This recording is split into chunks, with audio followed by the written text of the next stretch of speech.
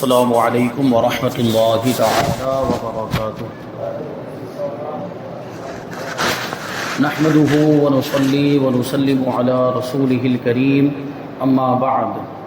فاعوذ بالله من الشیطان الرجیم بسم اللہ الرحمن الرحیم ان اللہ وملائکته یصلون علی النبی یا ایها الذین آمنوا صلوا علیہ وسلموا تسلیما اللهم صل على سيدنا ومولانا محمد معدن الجود والكرم وآله الكرام وابنه الكريم وبارك وسلم صلاة وسلاما عليك يا رسول الله صلی اللہ تعالی علیہ وسلم۔ سورہ بقرہ آیت نمبر 102 کی تفسیر جاری ہے۔ اس آیت کریمہ میں حضرت سلیمان علیہ السلام کے زمانے کے لوگوں کا تذکرہ ہے، جو لوگ حضرت سلیمان علیہ السلام کے زمانے میں شیطان کی پیروی کرتے ہوئے جادو سیکھتے تھے، شیطان ان کو جادو سکھاتا تھا اور پھر وہ جادو کا عمل کرتے تھے، تو ان کی برائی اس آیت کریمہ میں بیان کی گئی۔ ساتھ ہی ساتھ ہاروت ماروت دو فرشتوں کا بھی ذکر ہوا کہ ان دو فرشتوں پر جو نازل کیا گیا، اور وہ فرشتے لوگوں کی آزمائش کے لیے زمین پر تشریف لائے اور وہ لوگوں کو جادو سکھاتے تھے۔ فرشتے اللہ تبارک و تعالیٰ کے حکم سے لوگوں کو جادو سکھاتے تھے، لیکن جادو سکھانے سے پہلے وہ لوگوں کو تنبیہ کرتے تھے کہ یہ جادو بری چیز ہے، مت سیکھو، اور جادو سیکھنے کے ذریعے اپنے ایمان کو ضائع نہ کرو۔ لیکن پھر بھی کوئی ضد کرتا، پھر بھی کوئی اصرار کرتا کہ نہیں ہم تو سیکھنا ہی چاہتے ہیں، تو پھر یہ ان کو سکھا دیتے تھے۔ اب وہ جادو کے ذریعے بعض اوقات لوگ میاں بیوی کے درمیان جدائی بھی ڈال دیتے تھے، اور اس آیت کریمہ میں یہ بات بھی بیان کی گئی جس کا تذکرہ آگے آئے گا کہ اللہ تبارک و تعالیٰ کے حکم کے بغیر وہ جادو کے ذریعے کسی کو بھی نقصان نہیں پہنچا سکتے۔ تو یہاں پر جو ہاروت ماروت کا ذکر ہوا، اس کے بارے میں یہ عرض کیا گیا تھا کہ یہ دونوں فرشتے تھے جو لوگوں کی آزمائش کے لیے اور بنی اسرائیل کی آزمائش کے لیے نازل ہوئے، اللہ تبارک و تعالیٰ نے ان کو بھیجا تھا۔ اور اس کے بارے میں ہاروت ماروت کے بارے میں جو غیر معتبر واقعات کا ایک سلسلہ ہے، اس کے بارے میں بتایا گیا کہ عوام میں جو واقعات مشہور ہیں وہ غلط ہیں، اور ان کے بارے میں صرف اتنی بات ہی معتبر ہے کہ یہ دونوں فرشتے تھے اور لوگوں کی آزمائش کے لیے اللہ تبارک و تعالیٰ نے ان کو اتارا تھا۔ اور جو واقعہ سنایا گیا تھا، جو غلط واقعہ ہاروت ماروت کے تعلق سے مشہور ہے، اس کے بارے میں ہو سکتا ہے کہ کوئی یہ کہے کہ ان کو انسان بنا کر دنیا میں بھیجا گیا تھا۔ دو فرشتے تھے ہاروت ماروت، جو فرشتوں نے اللہ کی بارگاہ میں عرض کیا تھا کہ اے پروردگار یہ انسانوں نے فساد مچانا شروع کر دیا اور گناہوں میں مبتلا ہو گئے، بے حیائیوں میں مبتلا ہو گئے، اگر ہم ہوتے تو ہم یہ سب گناہ نہیں کرتے، یعنی اگر ہم کو خلیفہ بنایا گیا ہوتا تو ہم فساد نہیں مچاتے، خون ریزیاں نہیں کرتے۔ تو اس واقعے میں یہ ذکر تھا کہ اللہ تبارک و تعالیٰ نے یہ ارشاد فرمایا کہ انسان کے اندر شہوت اور غصے کا جذبہ رکھا ہوا ہے، اس کی وجہ سے یہ بہت سے گناہ کرتا ہے، شہوت کی وجہ سے اور غصے کی وجہ سے۔ تو پھر فرشتوں نے کہا تھا کہ اگر ہمیں بھی غصہ اور یہ شہوت کی صفت دے دی جائے تو ہم تو ہرگز بھی گناہوں کے قریب نہیں جائیں گے، تو آزمائش کے لیے فرشتوں کو دنیا میں بھیجا گیا تھا، تو انسانی شکل میں یہ نیچے زمین پر اترے تھے۔ تو اب اگر کوئی یہ سوال کرے کہ انسانی شکل میں ہاروت ماروت آئے تھے، اس کا مطلب ہے کہ انسان بن کر آئے تھے، اور اگر وہ انسان بن کر آئے اور انہوں نے گناہ کر لیا تو اس میں کون سی غلط بات ہو گئی، کون سی بعید بات ہو گئی اور کون سی ناممکن بات ہو گئی، کیونکہ انسان سے تو گناہ ہونا ممکن ہے، انسان تو ویسے بھی گناہ کرتے ہیں، انسان کے بارے میں تو یہ بات مقرر نہیں ہے کہ ان سے گناہ نہیں ہو سکتا یا انسان معصوم ہے۔ فرشتوں کے بارے میں یہ ہے کہ فرشتے معصوم ہوتے ہیں، تو پھر فرشتوں کے انسانوں پر اعتراض کرنے کا کوئی مطلب ہی نہیں رہ جائے گا۔ فرشتوں نے تو یہی بات کہی تھی نا کہ انسان فساد مچا رہے ہیں، فرشتوں نے تو یہی بات کہی تھی کہ انسان گناہوں میں مبتلا ہو گئے، انسانوں میں برائیاں عام ہو گئی، تو اگر یہ فرشتے بھی انسان بن کر ہی آتے اور پھر گناہ میں مبتلا ہو گئے تو کون سی بڑی بات ہو گئی، کیونکہ انسان تو پہلے بھی گناہ کر رہا تھا۔ تو مطلب یہ ہے کہ وہ اگرچہ انسانی شکل میں آئے تھے لیکن وہ ان کی حقیقت فرشتوں والی ہی تھی، فرشتے ہی تھے وہ۔ تو پھر وہ بات اپنی جگہ پر رہی کہ فرشتے معصوم ہوتے ہیں، اگر اس واقعے کو سچ مان لیں تو پھر فرشتوں کا گنہگار ہونا لازم آتا ہے۔ بہرحال وہ واقعہ ادھر سے دیکھیں یا ادھر سے دیکھیں غیر معتبر ہونا ہی اس کا ثابت ہوتا ہے۔ تو فرشتوں کے بارے میں ہمارا عقیدہ یہ ہے کہ فرشتے معصوم ہیں، ان سے کوئی بھی گناہ نہیں ہو سکتا، ان سے گناہ ہونا ناممکن و محال ہے۔ فرماتے ہیں فرشتوں کے بارے میں اہل سنت و جماعت کا عقیدہ یہ ہے کہ یہ گناہوں سے معصوم ہوتے ہیں، یعنی ان سے گناہ نہیں ہو سکتے۔ اللہ تبارک و تعالی ارشاد فرماتا ہے لا یعصون اللہ ما امرهم ویفعلون ما یؤمرون، کہ فرشتے اللہ کے حکم کی نافرمانی نہیں کرتے اور وہی کرتے ہیں جو انہیں حکم دیا جاتا ہے۔ اللہ تبارک و تعالیٰ کی طرف سے ان کو جو حکم ملتا ہے وہی کرتے ہیں اور اللہ تبارک و تعالیٰ کے حکم کی خلاف ورزی نہیں کرتے۔ اور ایک مقام پر ارشاد فرمایا وَهُمْ لَا يَسْتَكْبِرُونَ يَخَافُونَ رَبَّهُمْ مِنْ فَوْقِهِمْ وَيَفْعَلُونَ مَا يُؤْمَرُونَ، اور فرشتے غرور نہیں کرتے، فرشتے تکبر نہیں کرتے اور وہ اپنے اوپر اپنے رب کا خوف کرتے ہیں، وہی کرتے ہیں جو انہیں حکم دیا جاتا ہے۔ امام فخر الدین رازی رحمۃ اللہ تعالی علیہ فرماتے ہیں کہ اس آیت سے ثابت ہوا کہ فرشتے تمام گناہوں سے معصوم ہیں، کیونکہ اللہ تبارک و تعالیٰ کا یہ فرمانا کہ وہ غرور نہیں کرتے، وہ تکبر نہیں کرتے، یہ اس بات کی دلیل ہے کہ فرشتے اپنے پیدا کرنے والے اور بنانے والے کے اطاعت گزار ہیں، یعنی اللہ تبارک و تعالیٰ کے فرما بردار ہیں، اور وہ کسی بات اور کسی کام میں بھی اللہ تبارک و تعالیٰ کی مخالفت اور نافرمانی نہیں کرتے۔ اور یہ ہاروت ماروت کے بارے میں ایک بات یہ ذکر کی کہ وہ لوگوں سے کہہ دیتے تھے کہ تم کفر نہ کرو، یعنی جادو کو سیکھ کر اپنے ایمان کو ضائع نہ کرو۔ ہاروت ماروت کے پاس جو شخص جادو سیکھنے کے لیے آتا تو یہ سکھانے سے پہلے اسے نصیحت کرتے ہوئے فرماتے کہ جادو سیکھ کر اور اس پر عمل کر کے اور اس کو جائز و حلال سمجھ کر اپنا ایمان ضائع نہ کرو۔ اگر وہ ان کی بات نہ مانتا تو پھر یہ اسے سکھا دیتے۔ علماء کرام نے جادو کی کئی تعریفیں بیان کی ہیں۔ جادو کا مطلب کیا ہوتا ہے؟ تو اس میں ایک تعریف مطلب پریبھاشا، وہ کیا بولیں گے، ڈیفینیشن۔ تو اس کی ایک تعریف یہ ہے کہ کسی شریر اور بدکار شخص کا مخصوص عمل کے ذریعے عام عادت کے خلاف کوئی کام کرنا جادو کہلاتا ہے۔ یعنی کوئی شریر ہو، شرارت کرنے والا ہو، کوئی بدکار ہو، کوئی برائی میں مبتلا شخص ہو اور لوگوں کو نقصان پہنچانے کا ارادہ رکھتا ہو، اس کی جانب سے کوئی مخصوص عمل کرنے کی بنیاد پر کوئی ایسا کام ہو جائے جو عام طور پر نہیں ہوتا، جو خلاف عادت ہوتا ہے، اس کو جادو کہا جائے گا اور یہ جادو کہلاتا ہے۔ جادو فرما بردار اور نافرمان لوگوں کے درمیان امتیاز کرنے اور لوگوں کی آزمائش کے لیے نازل ہوا ہے۔ یعنی جو فرما بردار ہوگا وہ جادو نہیں سیکھے گا، اور جو فرما بردار ہوگا وہ ہرگز جادو کا عمل نہیں کرے گا، جو نافرمان ہوگا وہی یہ کام کرے گا۔ تو ہم اور آپ دیکھیں ہمارے معاشرے کے اندر ایسے بہت سارے معاملات ہم دیکھتے ہیں جادو کے، کہ فلاں شخص پر جادو کر دیا گیا، فلاں پر آسیب کا اثر ہو گیا، فلاں کو بندش کر دی گئی فلاں کے اوپر، اس طرح ہم سنتے رہتے ہیں۔ اور یہ جادو ایک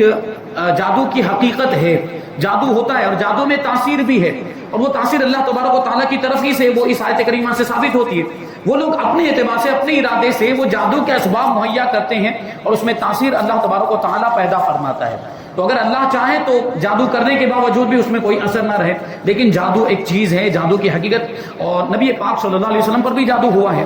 یہ آپ نے واقعات میں سنا ہوگا۔ تو جو فرما بردار ہوگا وہ کبھی بھی جادو نہیں سیکھے گا اور جادو نہیں کرے گا، لیکن جو نافرمان ہوگا وہی جادو سیکھے گا اور جادو کا عمل کرے گا۔ تو ہم دیکھتے ہیں خاص طور پر یہ خواتین کے معاملات ہمارے معاشرے میں، خواتین یہ جادو وغیرہ میں مبتلا ہو جاتی ہیں اور وہ جادو کرنے لگ جاتی ہیں ایک دوسرے کو نقصان پہنچانے کے لیے۔ ہم مومن ہیں، مسلمان ہیں، اور ایمانی رشتے کے اعتبار سے ایک دوسرے کے بھائی بہن ہیں، اور بھائی اپنے بھائی کو کبھی نقصان نہیں پہنچاتا، یا بھائی اپنی بہن کو کبھی نقصان نہیں پہنچاتا، یا بہن اپنی بہن کو کبھی نقصان نہیں پہنچاتی۔ تو اس طرح جادو کے ذریعے ایک دوسرے کو نقصان پہنچانا یہ کتنی بری بات ہے، یقیناً یہ گناہ کبیرہ ہے، اور ایسا کرنے والا جہنم کے عذاب کا حقدار ہے۔ اور اگر جادو کو کوئی جائز سمجھتے ہوئے کرے گا، جادو کو کوئی حلال سمجھتے ہوئے کرے گا تو وہ کافر ہو جائے گا، کیونکہ جادو یہ حرام قطعی ہے۔ قرآن پاک میں اس کی مذمت بیان کی گئی، حدیث پاک میں اس کی مذمت بیان کی گئی، تو یہ حرام قطعی ہوا، اور اس حرام کو اگر کوئی جائز سمجھ لے، اس حرام کو اگر کوئی حلال سمجھ لے تو وہ قرآن و حدیث کا منکر ہوا، وہ قرآن و حدیث کا انکار کرنے والا ہوا، اور آپ سب جانتے ہیں کہ جو قرآن و حدیث کا انکار کرے وہ کافر ہو جاتا ہے، دائرہ اسلام سے خارج ہو جاتا ہے۔ تو خواتین کو خاص طور پر اس بات پر توجہ دینے کی ضرورت ہے کہ معاذ اللہ ہرگز وہ اس طرح کا عمل نہ کرے، ڈھونگی باباؤں کے چکر میں ہرگز نہ پڑے جو ڈھونگ کرتے ہیں۔ اب جاہل قسم کے لوگ یہ علاج لینے کے لیے بیٹھ جاتے ہیں، باپو لوگ، جاہل قسم کے باپو جن کی داڑھی بھی نہیں اور نماز سے کوئی لینا دینا نہیں، نماز ایک ٹائم کی نہیں پڑھتے، اور ان کے پاس علاج کے لیے ہماری مائیں بہنیں چلی جاتی ہیں۔ اب بتائیے وہ کیا علاج جانتا ہوگا جو خود نماز نہیں پڑھتا، داڑھی نہیں رکھی، شریعت کا اس کے پاس کوئی علم نہیں، قرآن و حدیث کا کوئی علم نہیں، وہ کیا تعویذ دے گا، وہ کیا علاج دے گا؟ ایسے لوگوں کے پاس بھی ہماری مائیں بہنیں چلی جاتی ہیں۔ تو گھر کے جو مرد حضرات ہیں ان کو بھی تو ان ساری باتوں پر توجہ دینے کی ضرورت ہے کہ نہیں؟ وہ آپ کے گھر کی خواتین، اگر آپ کی اہلیہ ہے یا آپ کے گھر کی کوئی دوسری خاتون، آپ کی والدہ، وہ کہاں جا رہی، کہاں سے علاج، آپ کو معلوم ہونا چاہیے۔ آپ دیکھیں کہ کسی غلط جگہ پر تو نہیں جا رہی، کسی ڈھونگی بابا کے پاس جا کر اپنے ایمان کو ضائع تو نہیں کر رہی، یا کسی حرام کام میں تو مبتلا نہیں ہو جاتی۔ تو اس طرح کے بہت سارے ڈھونگ کروائے جاتے ہیں۔ آپ دیکھتے ہوں گے کہ وہ ایسے ڈھونگی بابا کے پاس اب وہ کیا کیا منگواتے، وہ سندور منگوا رہے ہیں، وہ مرغا منگوا رہے ہیں، مرغا کٹواتے ہیں اور اس کو 4 رستے پر ڈلواتے ہیں، وہ نیمبو منگواتے ہیں، نیمبو کٹواتے ہیں، پتہ نہیں کیا کیا وہ اس طرح کے ڈھونگ دھتین کرواتے ہیں۔ تو ایسے ڈھونگی باباؤں کے پاس ہرگز بھی علاج کے لیے نہیں جانا چاہیے۔ اگر آپ کی مائیں بہنیں، گھر کی خواتین جا رہی ہیں، ان کو روکیں اس سے، اور جو صحیح عامل ہیں، جو قرآن و حدیث کی روشنی میں علاج دیتے، جو قرآن و حدیث کی روشنی میں تعویذ دیتے، ان کے پاس جائیں۔ اس کی حقیقت تعویذ میں بھی تاثیر ہے۔ آپ ابھی آگے سماعت کریں گے کہ جب جادو میں اثر ہے جو کہ شیطان کی طرف سے ہوتا ہے تو قرآن کی آیتوں میں اثر نہیں ہوگا، یقیناً ہوگا، وہ تو اللہ تبارک و تعالیٰ کا کلام ہے۔ تو جو علماء اور جو شریعت کے پابند حضرات قرآن اور حدیث کی روشنی میں تعویذات عطا کرتے ہیں، ان کے پاس علاج کے لیے جانا چاہیے۔ ان کے پاس تعویذ، یہ روحانی علاج بھی، اس کی بھی ایک الگ اہمیت ہے۔ کبھی ایسا بھی ہوتا ہے کہ جو چیز دوا سے اچھی نہیں ہوتی وہ دعا سے اچھی ہو جاتی ہے، وہ تعویذ سے اچھی ہو جاتی ہے۔ تو تعویذ بھی کرانا چاہیے، تعویذ بھی بڑی اچھی چیز ہے، لیکن تعویذ بھی کیسا ہونا چاہیے؟ جو شریعت کے مطابق ہو، جو قرآن و حدیث کی روشنی میں لکھا گیا، جو اسماء الہی پر مشتمل ہو، جو قرآن کی آیتوں پر مشتمل ہو، یا قرآن کی آیتوں کے اعداد یا اسماء الہی کے عدد لکھے جاتے ہیں، اس میں تعویذ میں آپ دیکھتے ہوں گے عدد لکھے جاتے ہیں، جیسے 786 یہ بسم اللہ الرحمن الرحیم کا عدد ہے۔ یہ تو سب جانتے ہیں کہ بسم اللہ الرحمن الرحیم کی کا عدد کیا ہے، وہ ہے 786۔ اسی طرح آیتوں کے عدد نکالے جاتے ہیں، اللہ تبارک و تعالیٰ کے ناموں کے عدد نکالے جاتے ہیں، اور اس کو تعویذ میں لکھ کر دیا جاتا ہے۔ پھر وہ جیسا نام ہوتا ہے، جیسا عدد ہوتا ہے، ویسی اس کی تاثیر ہوتی ہے۔ تو یہ جو تعویذات ہیں اس میں کوئی حرج نہیں، اور اس کا تو فائدہ ہوتا بھی ہے اور لوگ فائدہ دیکھتے بھی ہیں۔ اور ڈھونگی بابا کے یہاں جائیں تو فائدے کی جگہ پہ کبھی نقصان ہو جاتا ہے، اور اگر کبھی کبھی فائدہ ہو بھی جائے تو وہ ان کا کوئی سفلی علم ہوتا ہے، یا وہ کچھ جادو وغیرہ کے معاملات کرتے ہیں۔ کیونکہ اب سوچ لیں آپ کہ شریعت سے اس کا کوئی لینا دینا نہیں، شریعت کا اس کے پاس کچھ بھی علم نہیں، تو وہ قرآن و حدیث کی روشنی میں تعویذ دے پائے گا؟ ہرگز نہیں دے پائے گا۔ اب وہ یا تو جادو کرے گا، یا کچھ ڈھونگ کرے گا، یا پھر سفلی علم ہوگا۔ تو اس میں مبتلا ہو کر ہماری مائیں بہنیں بہت بڑے گناہ میں پڑ جاتی ہیں، اور بعض اوقات ان کا ایمان بھی ضائع ہو جاتا ہے۔ یہ خاص طور پر ماؤں بہنوں کا ہم تذکرہ اس لیے کر رہے ہیں کہ مرد حضرات کے ایسے معاملات بہت کم ہوتے ہیں۔ مائیں بہنیں ایسی باتوں پر بہت جلدی یقین کر لیتے، کسی کے بارے میں سن لیا کہ ان کے ہاتھ میں تو بہت تاثیر ہے، ان کو تو بخشش ہے، ان کو تو عطا ہوا ہے، وغیرہ وغیرہ، اس طرح کی باتیں مشہور ہو جاتی، اور پھر ان کے پاس جانا شروع کر دیتے۔ لائن لگتی ہیں، خواتین کی لائنیں لگتی ہیں۔ ہم نے ابھی ایک کچھ دن پہلے یا 2-3 دن پہلے کی بات ہے، وہ پوسٹ جو ہے کہ وہ واٹس ایپ پہ کسی نے ڈالی کہ ایک ڈھونگی بابا ہے، اگھوری بابا، یعنی ہندو غیر مسلم، وہ کچھ علاج دیتا، وہ علاج دینے میں مشہور ہو گیا، تو ہماری مائیں بہنیں یعنی مسلمان مائیں بہنیں بھی اس کے پاس علاج لینے کے لیے جانے لگ گئی۔ اب بتائیے غیر مسلم کے پاس ہمیں جانے کی ضرورت؟ یہاں تو مسلمانوں میں جاہلوں کی بات چل رہی ہے، مسلمانوں میں جو ڈھونگی بابا ہیں ان کے پاس جانا جب جائز اور درست نہیں ہے، تو غیر مسلم، وہ پنڈت اور اگھوری، ان کے پاس جانے کی کیسے اجازت ہو سکتی ہے؟ وہاں تو ایمان کا اور زیادہ خطرہ ہے، اور ان سے علاج کروانے میں بہت سخت حکم ہو سکتا ہے، آپ کو معلوم ہونا چاہیے۔ کیونکہ وہ ڈھونگی بابا یا اگر وہ پنڈت ہے یا اگھوری ہے، وہ اپنے شیاطین سے مدد مانگتا ہے، وہ اپنے دیوی دیوتاؤں سے مدد مانگتا ہے، اور اس کے علاج میں کفریہ اور شرکیہ کلمات بھی ہوتے۔ وہ جنتر منتر جو پڑھتا ہے عام طور پر وہ کفر و شرک پر مبنی ہوتے، مشتمل ہوتے، اور یہ علاج ایسا اگر علاج انہوں نے کروایا معلوم ہونے کے باوجود، تو وہ تو کافر ہے، وہ تو غیر مسلم ہے، علاج کروانے والا بھی کافر ہو جائے۔ علاج کروانے والا بھی دائرہ اسلام سے خارج ہو جائے گا، کیونکہ کفر و شرک والا علاج کروایا مطلب کیا؟ وہ کفر و شرک پر راضی ہوا، اور کفر پر راضی ہونا بھی کفر ہے، جو کفر پر راضی ہو وہ بھی کافر ہو جاتا ہے۔ تو یہاں پر تو رضامندی پائی جا رہی ہے، معلوم ہونے کے باوجود کہ وہ اگھوری بابا یا غیر مسلم بابا یہ کفر و شرک والا علاج کرتا ہے، اور وہ ایسا ہی کرتے ہیں، وہ قرآن و حدیث کے مطابق علاج کیوں دے گا وہ غیر مسلم؟ ظاہر سی بات، اس کے اندر تو جنتر منتر ہی ہوگا، کفریہ اور شرکیہ کلمات، اور یہ بات سب کو معلوم ہوتی ہے، یہ کوئی ڈھکی چھپی بات نہیں ہے۔ اس کے باوجود اگر کوئی جا کے علاج کرا رہا ہے مطلب یہ ہے کہ وہ کفر پر راضی ہو رہا ہے، اور کفر پر راضی ہونا بھی کفر ہے۔ اس طرح لوگ اپنے ایمان کو ضائع کر رہے ہیں۔ اللہ تبارک و تعالی ہماری ایسی ماؤں بہنوں کو نیک توفیق عطا فرمائے کہ وہ ایسے ہرگز بھی ڈھونگی باباؤں کے پاس نہ جائیں، وہ معلومات حاصل کریں کہ صحیح علاج کون دیتے ہیں، قرآن و حدیث کی روشنی میں، قرآن و حدیث کے مطابق جو تعویذات دیتے ہیں۔ ایسے علماء، اور خاص طور پر علماء اگر ہیں، عالم اگر ہیں، تو ان کے پاس ضرور جانا چاہیے، کہ ظاہر سی بات وہ عالم دین ہے تو ان کو زیادہ معلومات ہوگی، قرآن و حدیث کے مطابق وہی تعویذ دیں گے، تو یہ معلوم کریں اور ان کے پاس پھر علاج لینے کے لیے پہنچے۔ یعنی یہ علاج جو ہے وہ ناجائز نہیں، اگر وہ قرآن و حدیث کے مطابق ہو، شریعت کے مطابق ہو تو اس کا فائدہ ہے، لیکن اگر کوئی ڈھونگی بابا ہے یا معاذ اللہ وہ سفلی علم کرتا ہے یا جادو کرتا ہے تو اس کے پاس جانے کی ہرگز اجازت نہیں۔ تو جو اللہ تبارک و تعالیٰ کا فرما بردار ہوگا وہ کبھی بھی جادو نہیں سیکھے گا۔ تو یہ جادو جو ہے وہ فرما بردار اور نافرمانوں کے درمیان